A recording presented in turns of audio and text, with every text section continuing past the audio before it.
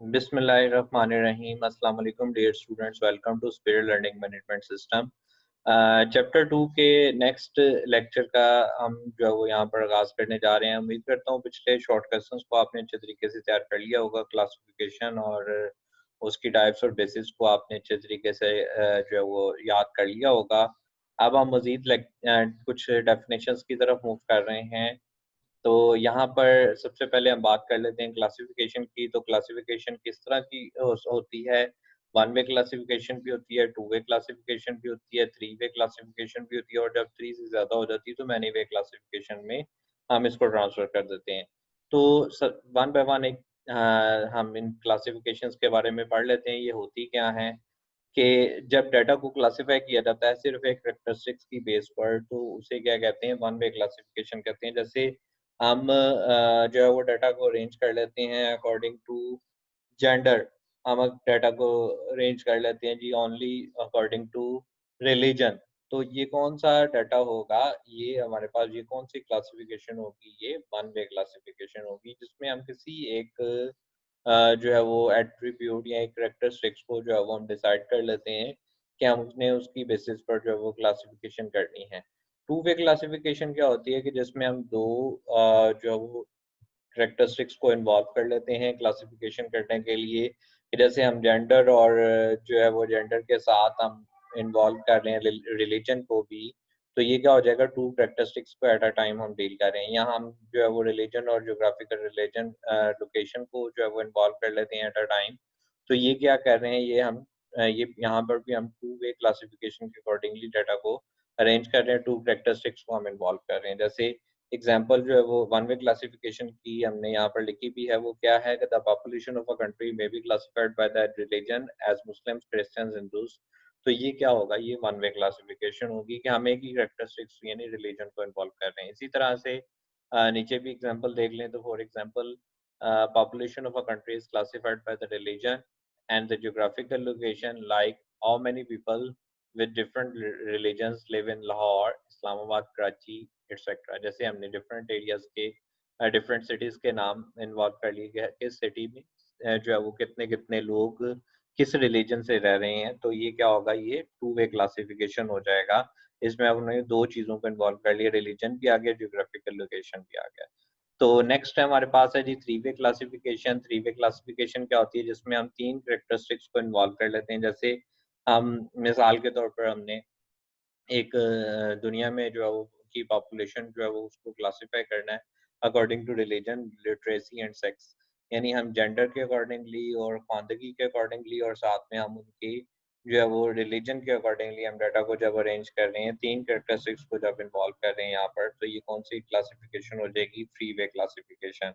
Many वे classification क्या होती है कि जिसमें हम अ, एक 3 से ज़्यादा यानी बहुत ज़्यादा जो है वो कैरेक्टरिस्टिक्स जो है वो उसकी बेसिस पर हम क्लासिफिकेशन करते हैं, तो उसे क्या कहते हैं, मैनी वे क्लासिफिकेशन कहते हैं। जैसे हमने रिलीजन किया, रिलीजन के साथ लिटरेसी कर लिया, जेंडर कर लिया, जेंडर के साथ हमने ज्योग्राफिकल लोकेशन और उसके साथ हमने टाइम को भी इन्वॉल्व कर लिया।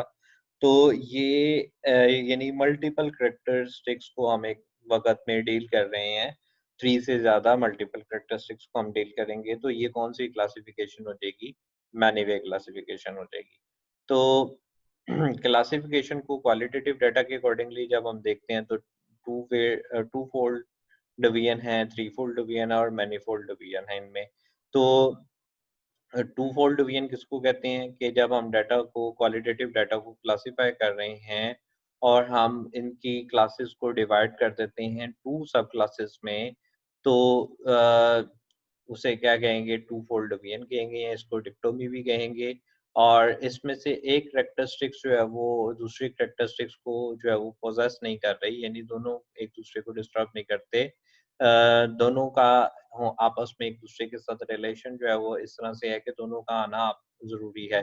कि for example we are studying, जैसे एग्जांपल के तौर पर हम स्टडी कर रहे हैं the literacy of population, population की लिटरेसी के बारे में जानना चाह रहे हैं। तो लिटरेसी के बारे में खुद ब खुद जब हम कहते हैं जी कि इस शहर की, इस मुल्क की, इस एरिया की ख्वांदगी क्या है, तो हम हमारे पास खुद से एक और जो है वो उसकी सब क्लास जो है वो डेवलप हो जाती है। वो क्या है, इलिटरेट यानी कि पढ़े लिखे कितने हैं और इलिटरेट यानी कि अनपढ़ कितने हैं। तो हम लिटरेसी जब भी जानेंगे तो 2 तरह की डिवीजन्स ऑटोमेटिकली बन जाएँगी, वो कौन-सी हैं लिटरेट और इलिटरेट। जिस तरह जेंडर की जब भी हम बात करेंगे तो 2 डिवीजन्स खुद ब खुद बन जाती हैं, मेल और फीमेल। तो ये कौन-सी डिवीजन्स हैं, इन्हें कहते हैं जी टू फोल्ड डिवीजन्स कहते हैं, क्लासिफिकेशन के अंदर ये डिक्टोमी कहते हैं। इसके बाद नेक्स्ट है जी three fold division. Three fold division when है कि व्हेन we divide a characteristics into three subclasses, it is called threefold division। तो अगर हम थ्री characteristics को जो है वो थ्री सब क्लासेस को बनाएंगे characteristics की, तो वो कौन सी डिवीजन हो जाएगी, वो हो जाएगी थ्री फोल्ड डिवीजन या से कहेंगे ट्रिक्टोमी। जैसे मिसाल के तौर पर इस we divide the performance in three stages. जैसे हम परफॉर्मेंस को 3 स्टेजेस में डिवाइड कर लेते हैं, टॉपर्स हैं, एवरेजेस हैं, एवरेज हैं और बिलो द एवरेज है, यानी सबसे अच्छी परफॉर्म करने वाले और कुछ औसतन परफॉर्म करने वाले और इसी तरह से बिल्कुल ही नीचे, यानी जो कि बस गुज़ारा ही हो रहा है। तो ये जो है वो डिवीज़न जो है वो जब एक कैरेक्टरिस्टिक्स की हो जाएगी इस तरह से, तो ये कौन-सी डिवीज़न होगी थ्री-फोल्ड। मैनीफोल्ड डिवीज़न किसको कहते हैं कि जब हम कैरेक्टरिस्टिक्स को डिवाइड करते हैं बहुत सी सब क्लासेस के अंदर, तो उसे क्या कहेंगे मैनीफोल्ड डिवीज़न कहेंगे। मिसाल के तौर पर जब हम बात करते हैं रिलीजन की, तो रिलीजन के अंदर तो बहुत सी कैटेगरीज़ आ जाती हैं। मुस्लिम्स हैं, हिंदूस हैं, क्रिश्चियंस हैं, बुद्धिज़्म है और इसी तरह से बहुत से दूसरे मज़ाहिब हैं, अदर्स हम इसमें इन्वॉल्व कर लेते हैं। तो ये कौन-सी डिवीज़न हो जाएगी एक कैरेक्टरिस्टिक्स की, जिसे कहेंगे मैनीफोल्ड डिवीज़न कहेंगे। तो बहुत शुक्रिया स्टूडेंट्स, उम्मीद करता हूँ आपको ये लेक्चर अच्छे तरीके से समझ आ गया होगा। इसमें आने वाले तमाम शॉर्ट क्वेश्चंस को आप अच्छे तरीके से तैयार कीजिएगा और अपनी तैयारी को बेहतर बनाने की कोशिश कीजिएगा। बहुत शुक्रिया, जज़ाक